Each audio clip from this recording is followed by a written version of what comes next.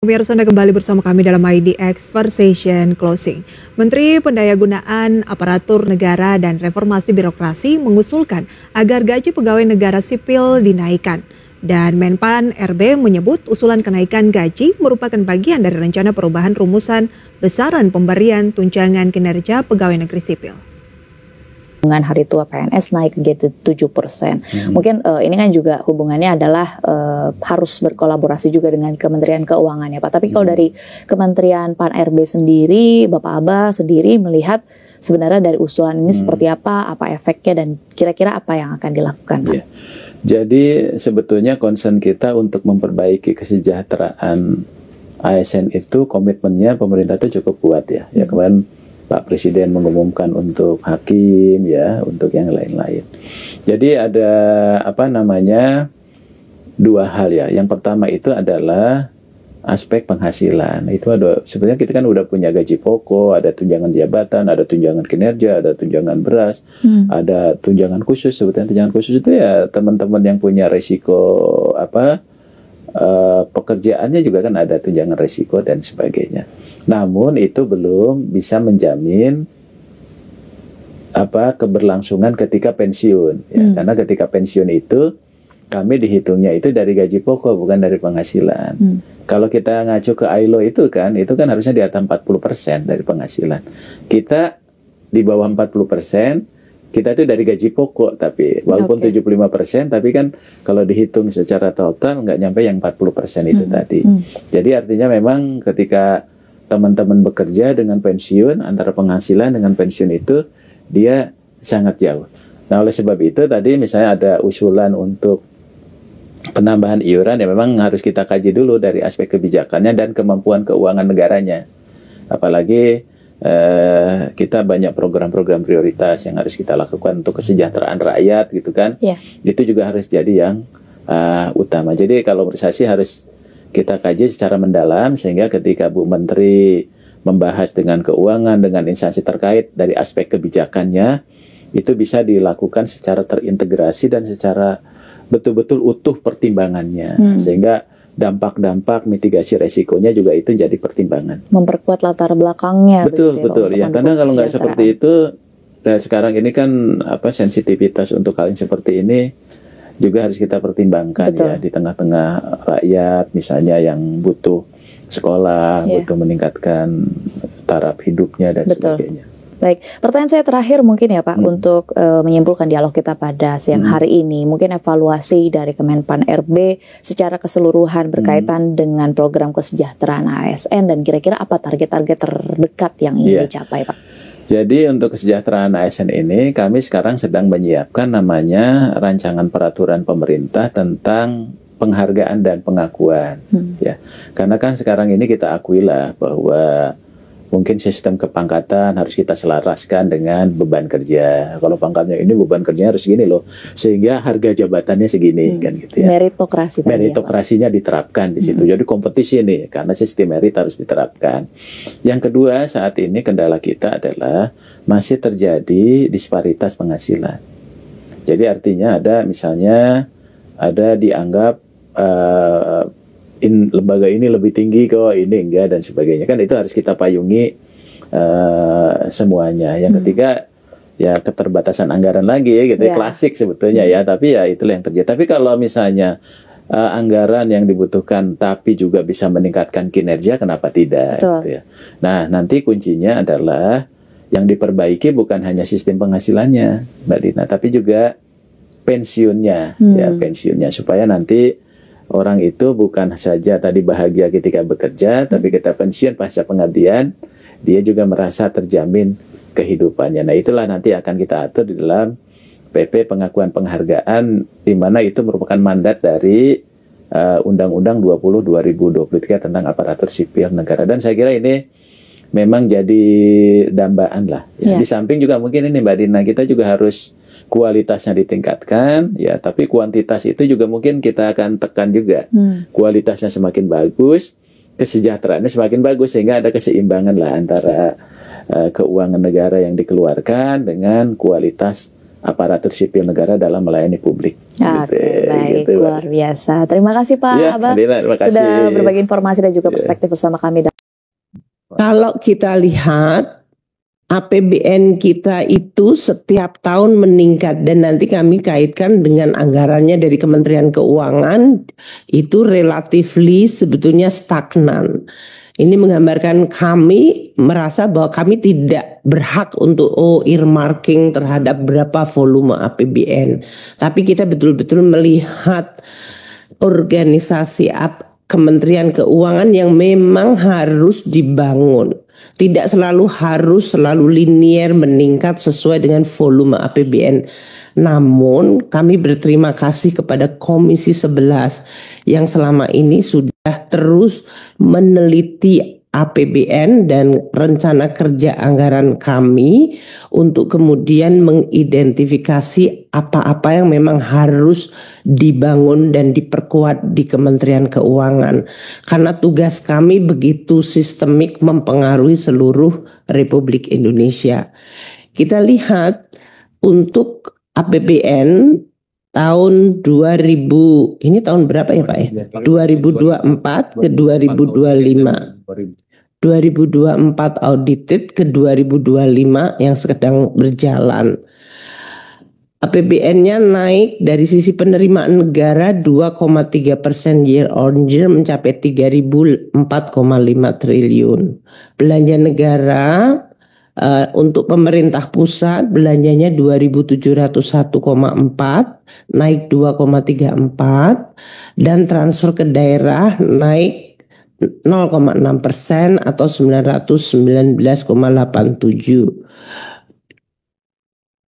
Pembiayaan negara mencapai 775 dan pengelolaan aset negara telah mencapai 13.692 triliun, naik 7,57. Sebetulnya kemarin saya kepengennya nunjukin 5 tahun kenaikan, tapi karena teman-teman mungkin agak keburu-buru dapatnya 1 tahun aja. Nanti untuk menunjukkan naiknya itu betapa cukup dramatis dari 1 tahun. Tapi orang Kemenku memang rada humility-nya tinggi Pak, dia nggak mau umum gitu. Tujuannya adalah untuk menggambarkan betapa size dari APBN kita, entah dari penerimaan, belanja, transfer, dan kekayaan negara itu melonjak cukup tinggi. Sementara Kementerian Keuangan relatif size-nya adalah tidak banyak berubah. Jumlah rata-rata transaksi yang kami kelola, umpamanya faktur pajak lebih dari 2,3 juta. Ini transaksi harian bukan bulanan, setiap hari 2,3 juta. SPM kita punya 22.894 dokumen, dan untuk dokumen kepabeanan 39.680 dokumen. Kami mengelola stakeholder yang begitu luas. Seluruh kementerian lembaga sekarang jumlahnya 99, naik cukup drastis dari tahun lalu yang 86 KL. Pemerintah daerah juga naik mencapai 546 Pemda, desa 75.266, Satker sekarang mencapai 19.439 Satker. Wajib pajak kita sudah menembus di atas 80 juta, yaitu 82.230.000, dan eksportir itu 148.000 eksportir importir. Ini adalah volume kegiatan yang harus dijawab tidak selalu dengan nambah orang, tapi investasi di bidang sistem. Kementerian Keuangan mengawal siklus APBN. Seperti yang kami sampaikan kemarin di Komisi 11 maupun di Badan Anggaran dan di Paripurna. Setiap tahun kita ada di 3 dimensi waktu. Seperti tahun ini kami sedang dengan DPR membahas Undang-Undang Pelaporan dan Pertanggungjawaban APBN yang baru ditutup 2024. Sementara pertengahan tahun kami melapor ke DPR untuk laporan semester dan DPR menanyakan proyeksinya gimana akhir tahun. Karena undang-undang APBN kan memang tidak fix. Angka bergerak semua, penerimaan, belanja maupun pembiayaan. Dan pada saat yang sama kami dengan DPR sudah mulai membahas APBN 2026. Ini yang menggambarkan 3 kaki ini harus terus kita lakukan sehingga memang tidak ada bulan yang merupakan bulan tidak sibuk. Dari mulai Januari sampai dengan Maret itu biasanya penulisan pelaporan dan auditing BPK. Kemudian sampai dengan Juni. Di Juni berarti kita harus mulai menyiapkan mulai dari Maret laporan semester dan proyeksi, dan di bulan Maret sampai dengan Juli ini kami sudah mulai bicara camp BPKF dan nanti membahas dengan DPR sampai dengan September atau bahkan Oktober. Nah, Kementerian Keuangan juga harus melakukan perencanaan, penganggaran, pelaksanaan, dan pertanggungjawaban. Jadi sambil mengelola seluruh universe APBN, kami sendiri juga harus mengelola PA15, yaitu bagian anggarannya Kementerian Keuangan sendiri.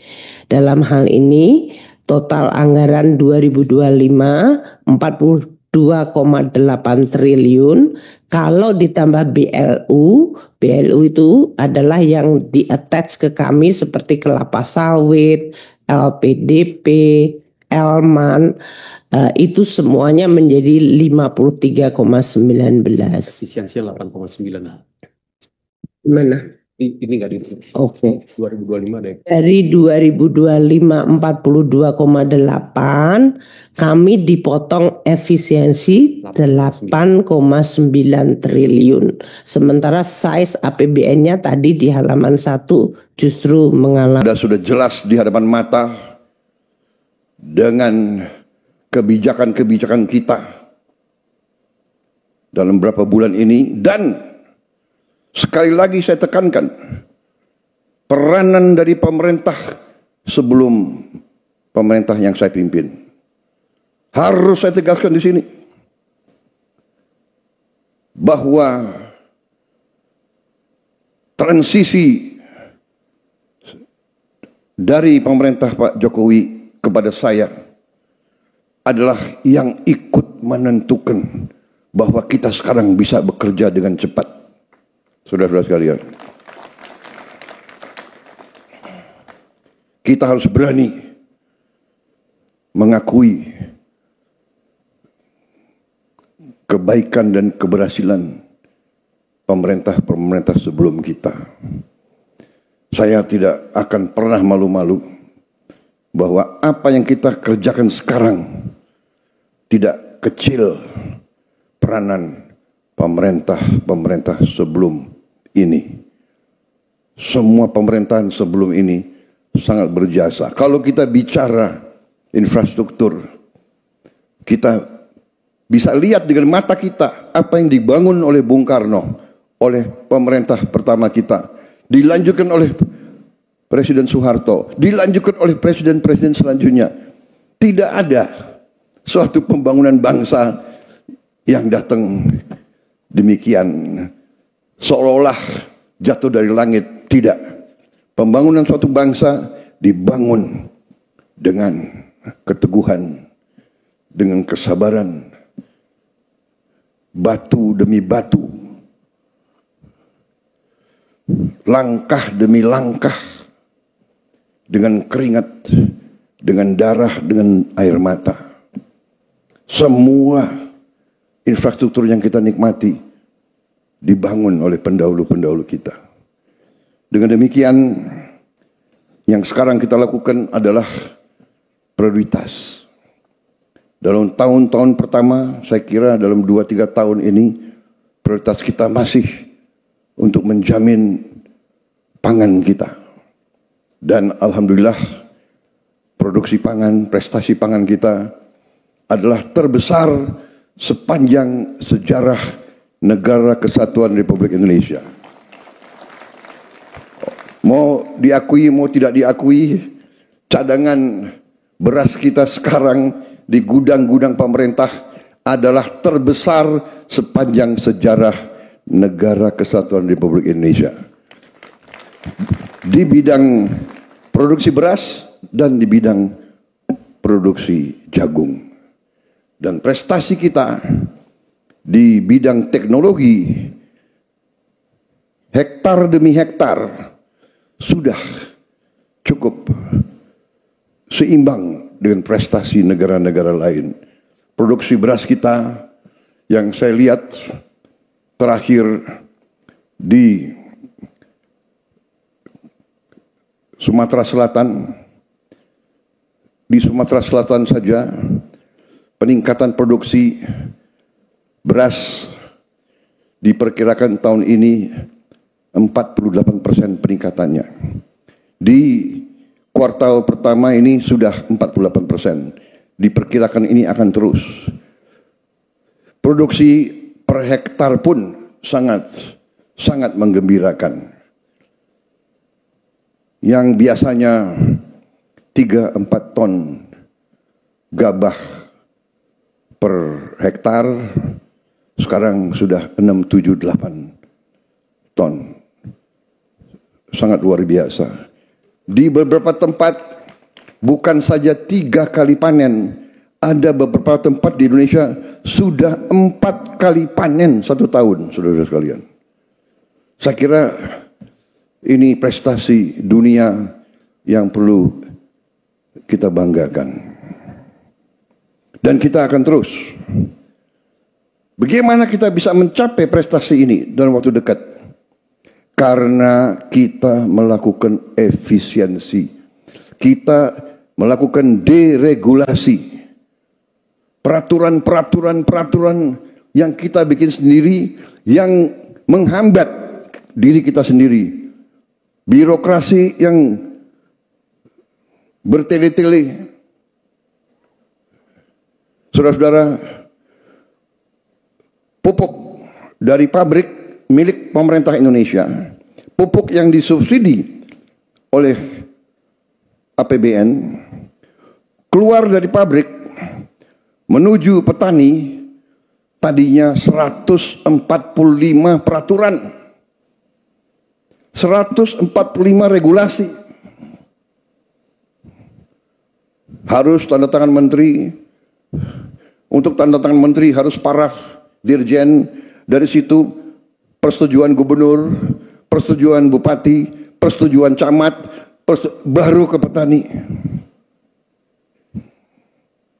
Saya coret itu semua. Dari pabrik langsung ke Gapoktan. Nggak ada ini, tidak ada. Produksi naik, saudara. Pupuk yang langka ternyata bisa tidak langka. Pupuk bisa terjangkau oleh petani. Saudara-saudara, ini mempertebal keyakinan saya bahwa pemerintah modern harus efisien, harus kerja cepat, harus fleksibel, kenyal, dan tidak boleh bertele-tele dengan peraturan. Peraturan penting untuk mengawasi, mengendalikan, dan mengamankan. Tapi peraturan yang dibuat hanya untuk mempertahankan kekuasaan sektoral dan hal-hal yang terlibat dengan vested interest, dengan kepentingan-kepentingan tertentu yang tidak semata-mata untuk kepentingan rakyat, harus kita tinggalkan.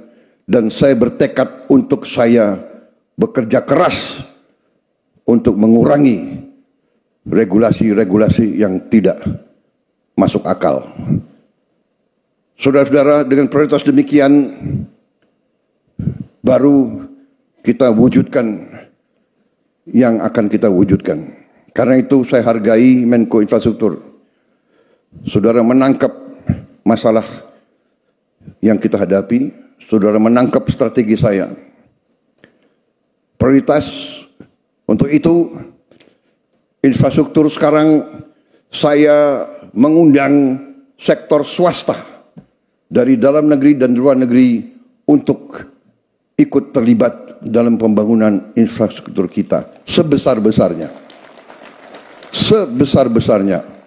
Saya akan mengakui, saudara-saudara, saya percaya dengan peranan negara yang kuat untuk intervensi, mengatasi kemiskinan, mengatasi kelaparan, memperbaiki pendidikan. Saya percaya dengan intervensi negara yang kuat. Tapi saya juga tahu bahwa di bidang-bidang tertentu, terutama di bidang konstruksi pembangunan fisik, sektor swasta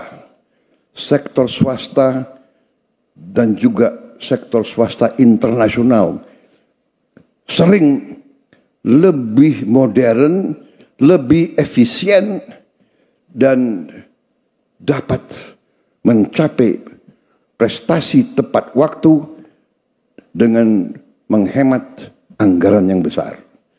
Harus kita akui.